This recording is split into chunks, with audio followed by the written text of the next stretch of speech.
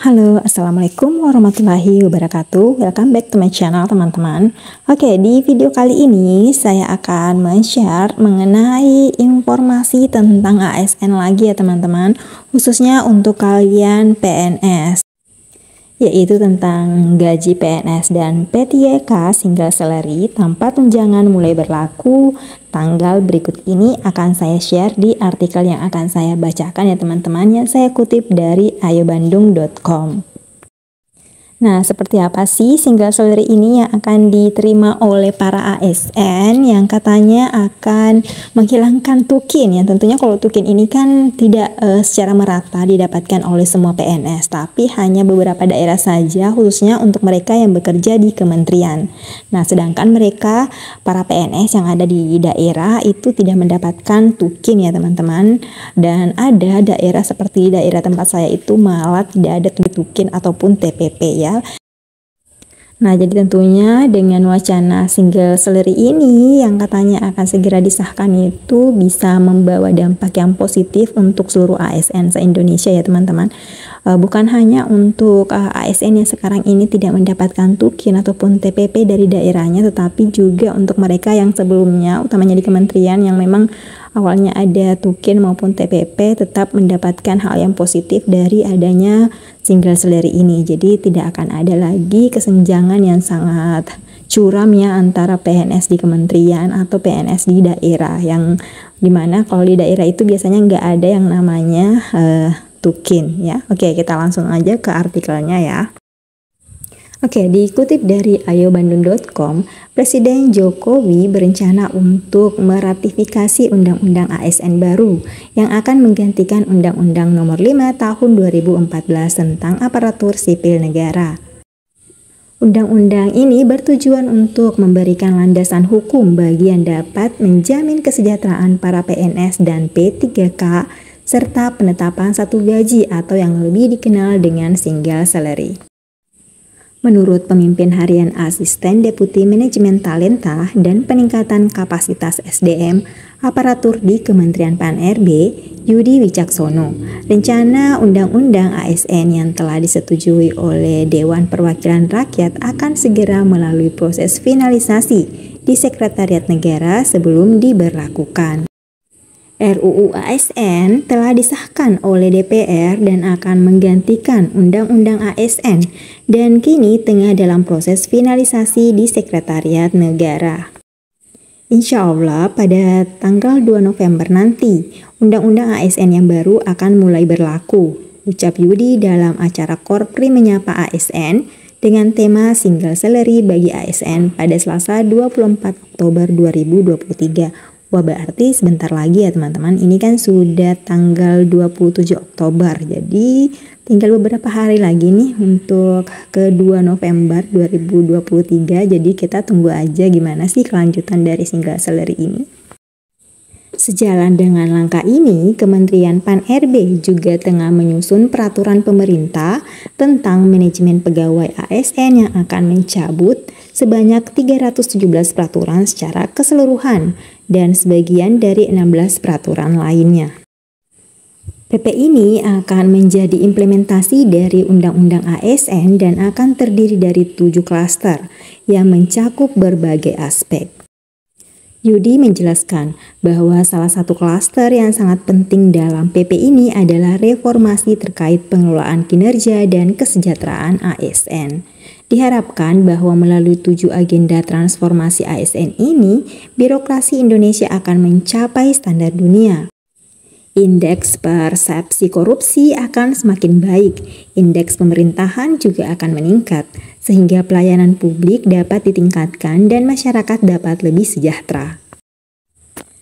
Salah satu poin penting yang diatur dalam Undang-Undang ASN yang baru adalah peningkatan komponen kesejahteraan ASN, pemberian pensiun bagi pegawai pemerintah dengan perjanjian kerja atau P3K, serta komponen penghargaan yang dapat disesuaikan dengan kebutuhan dan batasan anggaran. Presiden memberikan kewenangan melalui undang-undang yang baru ini untuk menyesuaikan komponen-komponen kesejahteraan bagi pegawai ASN. Kebijakan ini sangat penting karena dalam Undang-Undang Nomor 5 Tahun 2014, komponen kesejahteraan ASN terkunci pada gaji, tunjangan, dan fasilitas. Setelah penetapan Undang-Undang ASN, konsep-konsep tunjangan pada Undang-Undang Nomor 5 Tahun 2014 akan direvisi. Dengan hadirnya Undang-Undang ASN yang baru ini, pemerintah kini memiliki fleksibilitas yang lebih besar untuk memperluas definisi kesejahteraan, komponen penghargaan, dan pengakuan terhadap kinerja pegawai ASN. Dengan demikian, istilah ini sekarang hanya akan mencakup penghargaan dan pengakuan, memungkinkan inklusi komponen pendapatan lainnya yang bisa diterima oleh pegawai ASN. Dalam Undang-Undang ASN tersebut, komponen penghargaan dan pengakuan untuk pegawai ASN minimal terdiri dari penghasilan, yaitu gaji atau upah untuk P3K paruh waktu. Penghargaan motivasi dalam bentuk finansial dan non-finansial, sehingga tunjangan dan fasilitas dalam bentuk jabatan dan individual seperti pendataan dan tunjangan lokasi. Selain itu, jaminan sosial seperti jaminan kesehatan, kecelakaan kerja, hari tua, pensiun, hingga jaminan kematian juga diatur dengan jelas dalam undang-undang ini. Manfaat lain yang diakui meliputi perbaikan lingkungan kerja, pengembangan diri, dan bantuan hukum. Dengan langkah-langkah ini diharapkan bahwa implementasi Undang-Undang ASN yang baru akan membawa perubahan positif dalam kesejahteraan dan pengakuan terhadap para ASN di Indonesia. Oke, artikel berikutnya ini saya kutip dari CNBC Indonesia ya teman-teman, masih tentang single salary. Yaitu, Dewan Pengurus Nasional Korps Pegawai Republik Indonesia atau Korpri menyambut baik rencana penerapan gaji tunggal atau single salary oleh pemerintah pusat.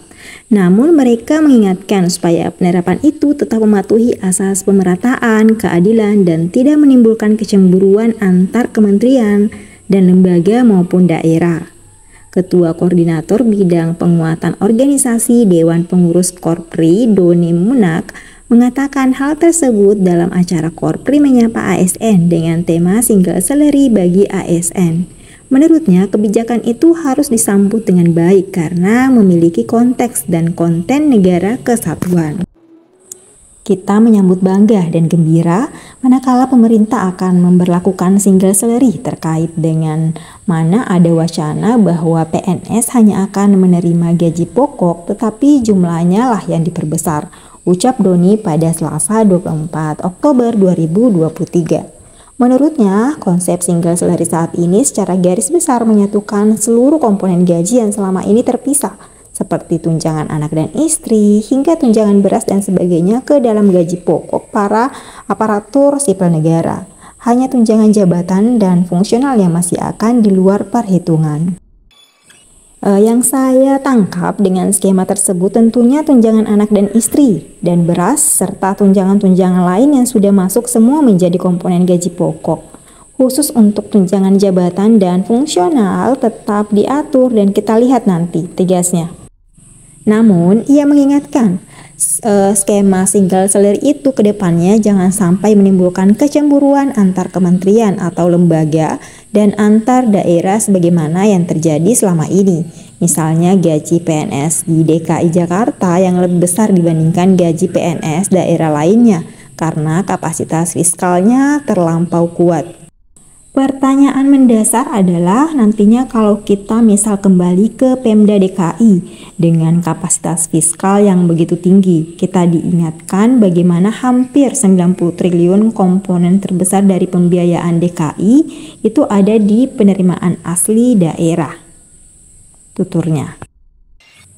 PAD hampir mendekati 40 sekian persen. Maka dengan itu dari PKB, BBNKB, PBBKB, dan bea balik nama kendaraan bermotor, maka Pemda DKI dalam batas tertentu banyak pegawai-pegawai kita yang kemudian sangat berkeinginan pindah dan melimpah ingin ke DKI. Tegas Doni. Tak hanya kecemburuan pendapatan antar daerah saja yang disebabkan adanya keunggulan komparatif antar daerah, melainkan juga di tingkat antar kementerian dan lembaga. Menurutnya juga masih ada kecemburuan antar instansi di pusat dengan pendapatan pegawai yang mengelola fiskal. Ada kementerian tertentu yang dapat dan dengan grade tertentu, termasuk yang melakukan fungsi-fungsi berkenaan fiskal, memperoleh sesuatu yang menimbulkan ketidakmerataan dan ketidakadilan atau kecemburuan antar kementerian. Nah, bagaimana di tingkat daerah? Ucapnya.